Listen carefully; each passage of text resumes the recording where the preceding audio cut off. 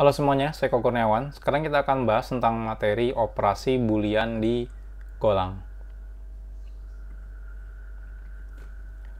Operasi boolean itu sederhana, yaitu ya operasi yang bisa digunakan untuk data boolean aja gitu ya. Jadi teman-teman nggak bisa ngelakuin operasi boolean di data yang bukan boolean. Nah, ada 3 operasi boolean. Yang pertama adalah ini, NN atau dan istilahnya, atau pagar-pagar gitu ya. Ini artinya adalah atau, dan juga ada tanda seru, artinya ini kebalikan dari booleannya. Nah, kalau dan ini digunakan untuk operasi 2 boolean. Ini juga untuk 2 boolean, kalau ini untuk 1 boolean.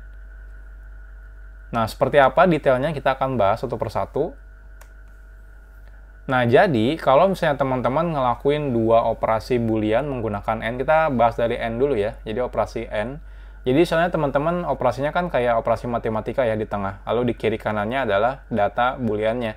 Kalau true, di n kan dengan true, maka dia akan hasilnya true. Kalau di sini true, di kirinya true, dan di n kan dengan false, di kanannya false, maka dia hasilnya false. Nah, kalau di sininya false dan di sininya true, maka hasilnya false. Kalau di sini false dan false, maka hasilnya false. Jadi secara sekilas gampang banget operasi n ini ya, atau dan. Kalau di kiri dan kanannya true, maka dia nilainya true. Selain itu selalu false. Ya, jadi di sini lihat hasilnya false semua. Kalau di kiri kanannya true, maka dia true. Jadi ini mirip kayak dan ya. Kalau misalnya kirinya benar dan kanannya benar, maka benar. Kalau salah satu di kiri dan kanannya ada yang salah, maka salah. Apalagi kalau kiri kanannya salah, maka salah.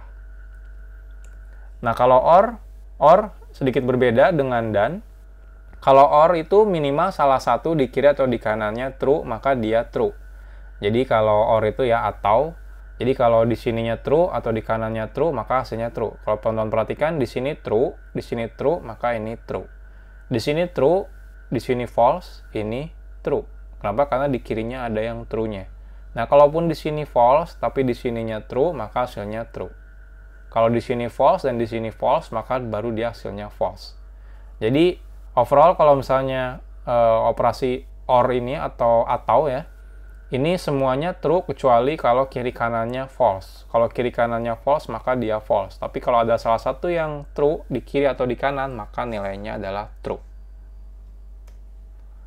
Nah, atau kebalikan operasi negasi ya. Jadi pakai tanda seru. Ini cuma untuk satu boolean, makanya sebelumnya udah kita bahas di unary operator ya. Nah, jadi kalau tidak true, maka false. Jadi kayak ngebalikin ya. Kalau tidak false sama dengan true. Ini contohnya. Sebenarnya operasi ini nanti bakal banyak sekali ditemukan ketika teman-teman nanti belajar namanya if statement. Tapi nanti akan kita bahas di materi yang tersendiri ya. Sekarang kita bahas tentang operasi booleannya. Ini contohnya. Jadi contohnya di sini saya punya 2 buah variabel. Variabel pertama adalah nilai akhir. Di sini 90. Di sini adalah var absensi. Ini 80 nilainya. Nah, ini saya cek apakah lulus nilai akhirnya. Saya cek nilai akhir lebih dari 80. Maka ini kalau misalnya lebih dari 80, maka nilai ini adalah true. Lalu saya cek lulus absensi. Absensinya lebih dari 80. Kalau lebih dari 80, maka absensinya bernilainya true. Habis itu saya cek lulusnya. Nah, ini menggunakan operasi dan. Kalau lulus nilai akhir dan juga lulus absensi, maka saya anggap lulus. Jadi kalau di kiri dan di kanannya ini true, maka saya anggap lulus. Kalau salah satu saja ada yang false di sini, maka dia tidak lulus. Oke, kita langsung praktekkan. Saya akan buat file namanya boolean operator. Oke, jadi yang pertama kita akan buat, saya ikutin yang ini aja ya. Jadi nilai akhir absensi.